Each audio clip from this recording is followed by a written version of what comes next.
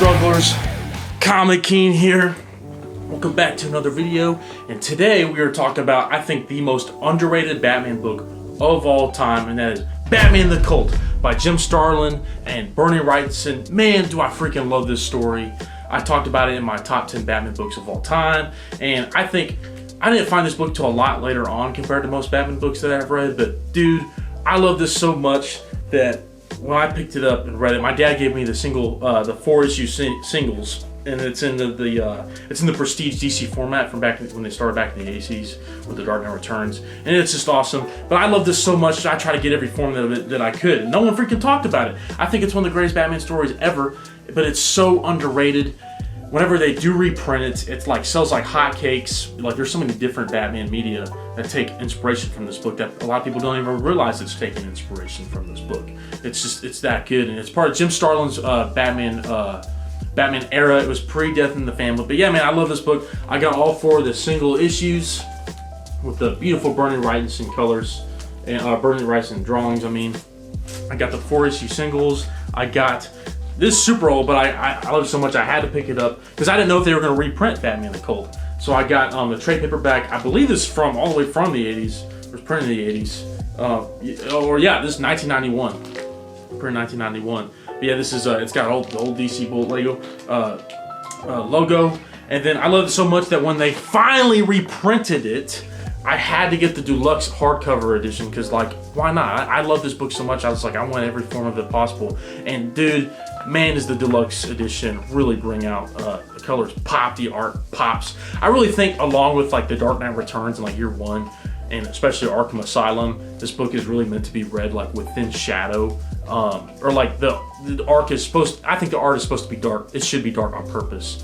But yeah, man, this book is just fantastic. So basically, it's about Batman. I'd say this is around year 10, year 11, in my personal headcanon for Batman. But basically, the story starts off, it opens up with Batman's tied up, is basically hallucinating, and he wakes up in a sewer, and he's tied up, hallucinating on a bunch of different drugs. He's all beat up, and this introduces the villain. You've probably seen him in some video games. I don't know if he's been in anything animated. He was definitely in Batman Arkham Knight, but this introduces the villain of Deacon Blackfire. And basically, I think this is kind of the pseudo Batman Court of Owls before that book was came out. It's very, very similar, where Batman kind of, he gets captured and he's kind of held captive for several weeks, and he goes missing. A lot of people don't know what happened to him. Strugglers, this book actually, Robin's in this book, and it's actually Jason Todd. It was before he died, so Jim Starlin came in and did this series, and this is my favorite book with Jason Todd as Robin. Now, there's not a lot of Batman books in print right now with Jason Todd as Robin that is post-Crisis, because he became Robin right before Crisis on Infinite Earths in 1986. But a lot of people didn't like him, and then eventually they killed him off in Death of the Family. But this was before that, and I think Jim Starlin, it's kind of like, he kind of has, it's not really a Batman run, but I think he did a bunch of Batman books, and it kind of makes up for a run. I really love DC to make a collected edition somehow that kind of has everything he's written. So I think his Batman stuff is some of the most underrated work ever, especially this book. But it's like, he did Batman the Cult, and then he hopped on the main title. He also did 10 Nights of the Beast, which is awesome. That's kind of like proto-Bane before they did Batman Nightfall. And then he also eventually did, of course, Death in the Family. And I believe that was his... I believe he also did A Lonely Place of Dying with Marv Wolfman, because it crossed over with the new Teen Titans at the time. I don't know for sure. I'll have to double check on that, but I believe really his run, kind of climaxes in Death in the Family. But basically, I hope DC kind of comes out with a Jim Starlin era, or kind of reprints it or whatever, because it's kind of like, that's kind of a run that's not all collected in one book, and it's kind of just scattered, because it's not just the main Batman title, it's a lot of different books. That's where the adventure starts, and I won't get too much more on that, but yeah, Strugglers, this book is amazing. I think this is the most underrated Batman book of all time. It's not getting a lot of praise. I would love for this to be adapted in an animated project. Who knows if that happens one day. I really doubt it, but yeah, man, this book is gory. This got some of the most disturbing Batman panels that I've ever seen. Bernie Wrightson is a fucking master. Underrated Batman art. He did this and Batman Aliens, which is one of my all-time favorite crossovers, up there with Batman Predator. That book is fucking awesome. I love it. I'm definitely going to talk about that on that channel. That's not only one of my favorite crossovers, but that is just one of my favorite comic books in general. I love that book. But you know, just besides that and Batman the Cult, Bernie Wrightson, I believe, didn't really do much more Batman. But I freaking love his Batman, man. But he's dead. I think the reason it's so disturbing and he draws it so well is because he's a originally like a Swamp Thing artist. He draws a lot of monster books.